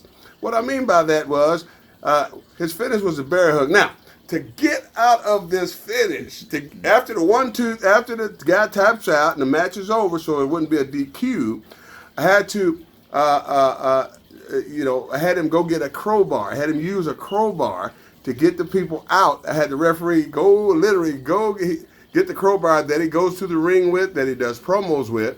That was his gimmick. And when he put that Big Bear Boone bear hug on you, we had to use the crowbar to get you loose. And so that literally happened for you, didn't it? Mm-hmm. Yeah, I mean, I could not get it loose until that crowbar in there. So I'm sitting there in all types of pain, and he finally got the crowbar and let me go, and the people was laughing and on their feet, and that's how Apollo got his start. I got tapped out by a bear hug. Okay, so, boy, I tell you, you got a taste of the bear hug from Big Bear Boone. How'd that feel? It didn't feel too good. He was not one bit. I mean, I still have nightmares about it sometimes. I bet you did. And of course, before you came to the school that day, you had stopped by Annie Mae's Cafe and had you some black-eyed peas and cornbread. And when he was squeezing on you with that big-time bear hug, you about lost that, didn't you? Yeah. Yeah, I tell you, man, never stop by Annie Mae's Cafe and get some black-eyed peas and collard greens before you go to a wrestling show. Now, you had to deal with Big Bear Boone. You had your deal with Black Bear, and you graduated to the Thursday shows, okay? You did the Super Show, which was your first big gig at the WWA 4. Once you started, man, along the way, did you win any belts that we had at the school? Yeah, I won the internet belt with my time there, and I won the WWA 4 Heavyweight Championship about 15 seconds. before Odinson came in there and gave me a big F10, and that was all she wrote. But I did carry the internet belt for a while. But you did win some titles. Yeah, and the tag team belts, of course, with Tony Midas. Speaking of tag team, that's what the subject of today's podcast is tag teams. Who, in particular, any particular wrestlers at the WWA4 that you were tagged with, that you meshed with pretty good? Anybody? Tony Midas. Midas? Tony Midas, I feel like we had good chemistry. We fed off each other well. He was so good at promos that he forced me to elevate my promo game. Because, like, hey, man, I want this dude to upstage me. Because, of course, I had a sense of pride about me. I was like, man, I got to get better because he's phenomenal. I had the in-ring part down, and he had the promo part down. So I felt like we meshed together pretty well. Well, you speak of Tony Midas. Now, folks, I don't know if you guys ever heard of Tony Midas, ever seen him perform, but when he was with me at the WWA4, he was going up on the journey up in his career. But ever since I left from there, I don't hear much from him. I don't hear too much about him. I don't know what he's doing now. But I think if he would have kept in contact with Mr. Hughes, I think his career would have took a better outcome. But you say, you and Tony Midas did some stuff, and I saw your stuff. It was pretty good. I enjoyed it. That's why I always kept you guys together. And also, too, Owen Knight, I understand you did some stuff with him, yeah? Yeah. Owen was actually my first tag partner, like ever, with both faces, and he decided to double his team Redbone. So we had a good time there. We tagged a couple of times, and then, of course, Owen, we kind of split up. Owen got the heavyweight belt, and I went on my own way. Well, I'll tell you something, folks. Also, too, I let these guys let the reins go as far as what they were trying to accomplish, what they were trying to do with their characters. And once you decided to be Prince Apollo, and then you and Tony Midas got together and started cutting promos in the back, I tell you, it was a hell of a combination. That's why I continually let you two let the reins go on what y'all were going to talk about, what you're going to do, and how you were going to perform, because I was trying to help you guys elevate your career, build your confidence up as far as your character goes and how to do this stuff called professional wrestling. Now, you're already on the roll now. You did the big time super show. You started doing the weekly show at the WWA4. Now here comes the time where it's time to do shows outside the school, okay? I've gotten you booked on shows with me, just like I do all the time with my students. Teach them the ropes. Teach you how to deal with promoters, how to do business with promoters so you don't get screwed out of your money. Very important that a trainer teaches his kids this stuff. Don't be afraid of promoters. Don't be afraid to go get your money if they shorted you $20. Don't fall for the okie doke and saying, we'll pay you next time. Don't go for that stuff. And so when you do that, you're opening up the can of worms to get screwed all the time. And so when I took you on the road, can you remember your very first on the road show with Mr. Hughes?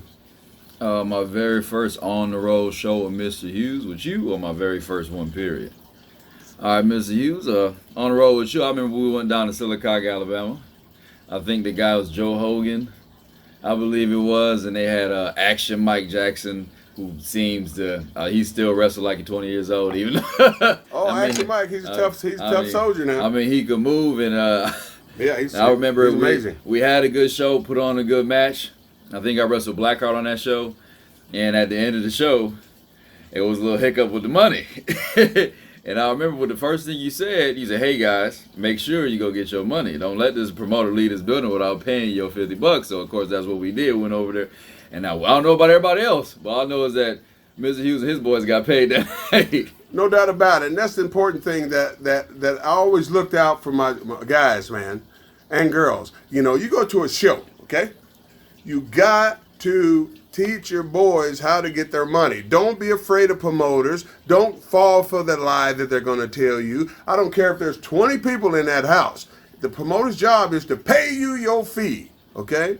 I don't care what it is. But, different people get paid different amounts of money. But my guys didn't get paid below a certain amount. And if I found out that they got less than what they supposed to have got, I chewed them out.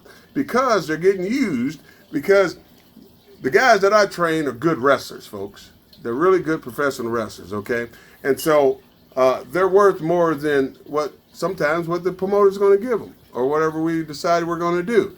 And so you got to work for some very nice people that I know. Joe Hogan, good friend of mine, been in the business for a long time. Been running shows for a long, long time. Great guy, great promoter. So if you ever get a call from Joe Hogan, he's a good man. He will not screw you out of your money. Now, AT, what do you got to say about all this?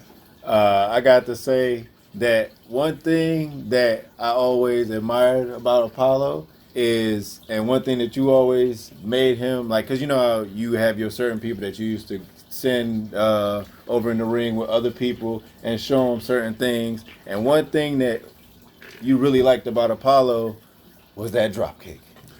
Right, and so and certain guys I would use for certain things, folks. This is what he's talking about. Certain things, guys did certain things better than others, and I knew that, and I'd pick out certain people if I wanted to, say for example the drop kick, and I wanted to display that and show other new students how to do it, showcase it. I would call Prince Apollo over there because he did it exactly the way I taught him, and that was both feet hit the freaking skull. Now, the psychology of a drop kick is, folks, you want to try to win the contest. That's what you're trying to show the fans. I'm trying to win. If I jump up and kick both feet in this guy's skull where his brain is, I can probably get 3 seconds out of that if I'm lucky. If he don't put his foot on the rope. You can't kick out of everything, people. That's why I used to teach my guys, if someone does something to you devastating, right, and you can't kick out, you got to sail by the rope, put your foot on the rope or grab the rope, okay? And so with Apollo, he did the drop kick very well, and I would send him to a ring with a group of people, and I say, show them how to do the drop kick. When you get done, come back, and so I can see what you showed him. He'll come back, and some of them get it, and some of them don't. So with that said, I mean, he was pretty much going down. You were going down the right road on that part, and so now you're doing outside shows. I mean, man, you just moving on down the line here, okay? And so tell the people, what was the most important thing you ever did in professional wrestling, that you want to tell us about? The most important thing I ever did in wrestling is just getting backstage an actual WWE live event. And I say that because it shows me how professional they are, how you should carry yourself, what kind of shape you needed to be in. It showed the process, which camera to work, because the money to be made in professional wrestling is on TV. So I wanted to absorb as much of that process that goes into that as I can. I mean, as far as which camera to work, how to listen to the ref, because the refs feed them a lot of instructions. You got to listen to the refs. You got to work for those commercials. You got to know when to do that. So that was the most important wrestling thing thus far, is just being backstage and getting to see how everything worked. Got in a couple segments. I got a couple TV times, so that was cool. Well, that was good to get a taste of the WWE lifestyle and how they do things. Now back to the wrestling part. I understand you did some stuff with Fox. Tell us about that. Okay, so yeah, with AR Fox, I mean, because I was a huge fan of his. He's one of the guys who drew me to WWE 4. I saw him doing this fine, jumping out of other rings, and I just thought it was great. So we did this Beyond taping down here in Atlanta, and I think it was my 3rd match ever. And I just didn't, or no, it was my first match. It was my first match outside of the official school. So I remember everybody was, by the end of the match, everybody's on their feet ranting, oh my God, that was so great, if you did this good now. And for the life of me, I can't remember what I did, but what stuck with me was that I had fun. I mean, I was selling my butt off. I remember that. And I just was thinking, okay, during that whole course of that match, I was like, when I would get lost, I was like, what would my favorite wrestlers do on TV? How would they sell this move? How would they take this move? How would they kick out? What should I do in this part of the match? All that, for some reason, just clicked that night, and I had one of the best matches I ever had. Well, folks, we're sitting there talking about his match with AR Fox. AR Fox, very talented young man. I'm very grateful to have an opportunity to have trained him, and you should consider the pleasure of getting opportunity to get in with him. He's still out there. He's still showcasing his talent. Very talented guy. He's training people as well. And so that was great to get the experience of getting in the ring with him. And so when you decided to, are you and Baron, y'all still talk? You still get out and go wrestle with him? Explain, what's up with you and him? I mean, since you had both of your trial matches with him, you guys still pretty tight? Yeah, me and Baron still pretty cool. I mean, we both doing our own singles things, but to Baron's credit, he did take me under his wing, and he took me a lot of places. I mean, he introduced me to a lot of promoters, so I got to thank him for that, because without him, a lot of people wouldn't know who Prince Apollo was. He even helped me come up with the whole Prince gimmick, because at first I was just plain old Apollo as a face. And one day we were just talking and brainstorming, because we wanted to come up with this group called the Monarchy, and it was supposed to be a whole, a regal group royalty. We had Tonny, Midas. Tonny had the golden touch. And so it was something left for me. I was like, okay, what are you gonna be? And I was like, man, I don't know, man. And he was like, he was like, man, you could be a king. I was like, man, everybody's a king. I mean, there's a king debuting every week. I was like, you got Jerry the King Lawler, King this, King that. So I was like, how about a prince? He's like, ain't nobody a prince. So that's why I rolled the prince, because I wanted to be different. I didn't want to be like everybody else, because you don't got a lot of princes in professional wrestling. So that's how it was made. From that point on, I was the prince of professional wrestling. Okay, so yeah, I remember that when you guys came up with that name, you say Monarchy, because I remember commentating, I used to call it something else, and it was kind of funny, because I remember when I was commentating, because I usually commentate pretty loud, folks, and you guys were listening, and I called it something else, and I remember both of y'all, Baron and y'all, gave me this dirty, crazy look, like like y'all wanted to come up to the platform up there where the camera was, and do a double power driver on me or something like that. And so, and that's good. I'm glad I came back to that, because it almost slipped my mind. So what happened? When did y'all break off, man? What caused that to fall apart? I mean, I wouldn't say it fell apart. We just kind of went our own ways. We were the last couple of shows we did was at New South. It's a great promotion in Alabama. We had a lot of fun there. I'd love to be back anytime they have me, but a couple of shows, things couldn't work out. I couldn't make it, so that was pretty much the last time. But we still talk, we still text, and then me and Tonny, we were together for a while. We did our tag team thing. We took it on the road for a little bit, but after a while, you got that single. Everybody get that singles wrestling that you want to see how you could do on your own. So that's pretty much where we went. We wanted to go on our own ways and see, okay, we want to make it on our own. Right. And which was very smart by you, by the way. So during this time when the tag team titles was on their way back, like, you guys were like a real staple of bringing those tag team titles back, because you guys were so good together. How did that feel, knowing that you guys were so strong together and had a hand in bringing something back that wasn't even, like, basically making history at the school?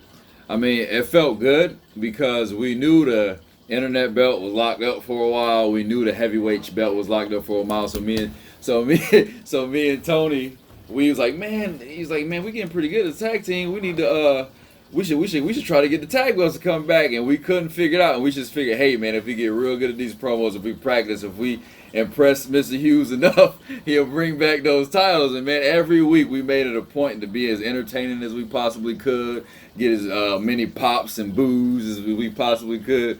Because I mean, like I said, like, typically in WWE 4, I mean, we had some pretty good guys. So once they had a belt, they had quite a bit of a run. So of course, everybody else had gold. We had the internet belt.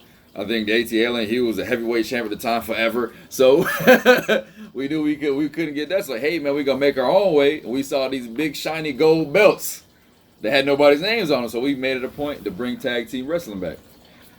So we put our minds together, and that's what we did. Yeah, and so well, hell of a freaking story, no doubt about it. So you guys finally. I mean, you and Tonny Midas did some good stuff together, no doubt about it, man. And I always was wondering, with that said, when did you decide to change your name to what you are today? Prince Apollo. Yes, sir. I know that you told me, before you went out the ring one day, that when I was asking you what your name was, and because you used to call, I don't know, you was trying to do different things, and then you said Apollo, and I'm going, okay, I got it. I started calling you Apollo, but I wanted to know what was the character behind the name? Tell us about it. Well, yeah, that's what pushed me, because every week you ask, okay, man, you Apollo, you pretty good wrestler. He's like, but what's your character? And every week I didn't have an answer. So I thought. And then fast forward, like I said, I got in this group with Baron.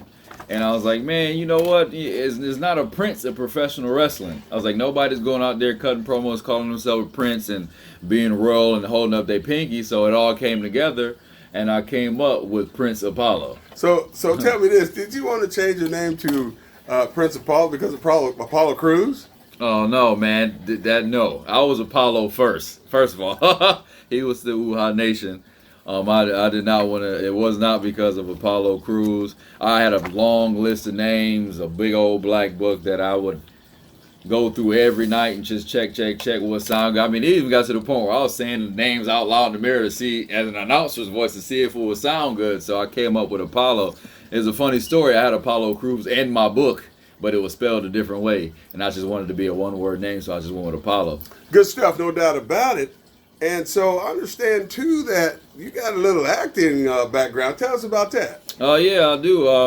I just like entertaining people, and wrestling is a perfect avenue, but I also wanted to do acting. I've always been a big fan of the silver screen, so the first movie I was in was Hunger Games Mockingjay 1, and then I was in Mockingjay Part 2. I was in District 11. I was a farmer in Part 1, and then I was a rebel in Part 2. Funny story, we're shooting. They gave us these bolt action rifles, and I'm running down a little lane. I think it was the scene where they stormed President Snow's house, and I'm running, and all of a sudden you hear RPG, but I'm so into it.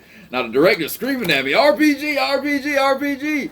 So I'm shooting. It's like, that means you. And I look back, and they talking. I was like, oh, they talking to me. So instead of me getting out the way, I just gingerly lean out of the way, like for some reason the rocket's just gonna fly past and we keep going up the scene. Long story short, we had to do that takeover again. But yeah, I've been in Hunger Games Mockingjay Part 1, Mockingjay Part 2. I also did some stuff in the originals on the CW in season 1. Oh, I mean, that's great, man. I mean, you know, so you did some freaking movies. I mean, you started a wrestling career. I mean, things are going pretty good as far as, you know, your career goes. So now we come to what's going on now. So now have you been out the country yet? No, not yet, but I got a gig coming up. I'm gonna be flying out of the country and wrestling for the first time. I'm gonna be going to Barbados. I'm booked on a show there, and so I'm looking forward to that sometime in November. But other than that, I have not been outside the country yet. But the Prince does want to wrestle all over the world. I do want to go to the UK. I want to wrestle in Japan. I mean, I pretty much want to go as far as I can go in professional wrestling. This is what I want to do for a living, and I'm willing to push myself and do whatever it takes to get to my goals and achieve them. Well, you know, myself, I've been in the business going over 30 years, and I've wrestled a lot of great people, a lot of great superstars. I'm blessed to have that opportunity to have done that. And so with yourself, is there any other superstars in your career thus far that you had an opportunity to meet? PJ Black, I met him, wrestled him, and I beat him. I beat him, of course, former Justin Gabriel in WWE. I've beaten Adam Rose. I've met the Boogeyman. Of course, I met Teddy Long. He's a really great guy. I talk to him on a regular basis. Nick Patrick, Earl Hebner. He's a really cool guy. He gave me a lot of good pointers. And what I do every time I meet one of the guys who've made it, I try to pick their brain as much as I possibly can to see what I'm missing, to see what I need, and just to see what does Apollo need to do to get to the next level, because that is my goal, to get to the next level and make some money out of this. Well, that's the whole objective, no doubt about it, man. I mean, you know, I that's what I trained you to do, and thus far, you've been very impressive as far as what you do in the ring. All I see every time I see you get better and better and better, and that's an indication that you are a professional at what you do. And so, with that said, tell the people if they wanted to get in contact with you, tell us the social platforms that they can find you. And on top of that, do you have any upcoming shows that we need to know about in case they wanted to come see Prince Apollo? Well, you can follow me at True Prince on Instagram. I'm on Facebook as Prince Apollo. True Prince, all one word on Instagram, folks. Prince Apollo, first last name Prince Apollo on Facebook, because of course, that's what I've always been going by. And then on Twitter, I am _True Prince. So it's pretty much the same. I post all my bookings out every time I'm getting ready to go someplace. I cut a promo. So if you want all Prince Apollo update, those are the places to go. As far as shows coming up, I got I've been going back and forth with GPCW, doing a little angle with one of your former students, Jimmy the Kid. So I've been working him. We're pretty good. He tried to shake my hand, so I had to kick him in the balls. Nothing personal. I'm a bad guy, So, and other than that, I got the Barbados thing coming up, and then WWE come back to town and do some extra work for them again. So I was invited back. Well, I'll tell you something, folks. That's awesome.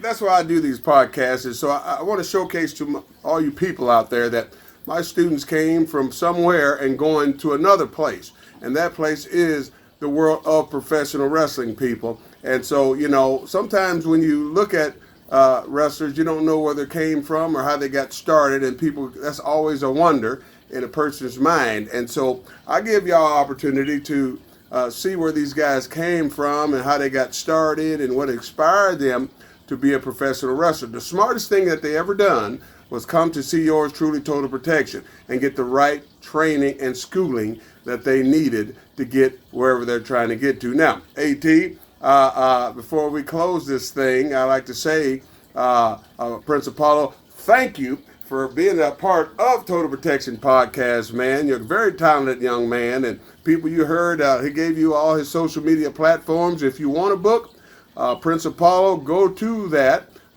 what he told you, and you can find him. AT, anything you want to say? I think that's about it, Hughes. This has been a great podcast. We went through tag teams. We got to know a lot about Prince Apollo, and yeah. Okay, so before we go, also let the folks know your social media platform, how they can get with the ATLien. I am DE_ATLIEN on all social media platforms. And of course, yours truly, Total Protection, Mr. Hughes. You can find me, on Facebook, Total Protection, Mr. Hughes on Facebook, and Mr. Curtis Hughes on Facebook, and on Instagram, it's The Bodyguard Hughes on Instagram. Folks, like I said, thank you for listening to Total Protection, Mr. Hughes podcast. We're going to do another episode next week, folks. Listen in, and of course, don't forget, subscribe and follow on Total Protection, Mr. Hughes YouTube page.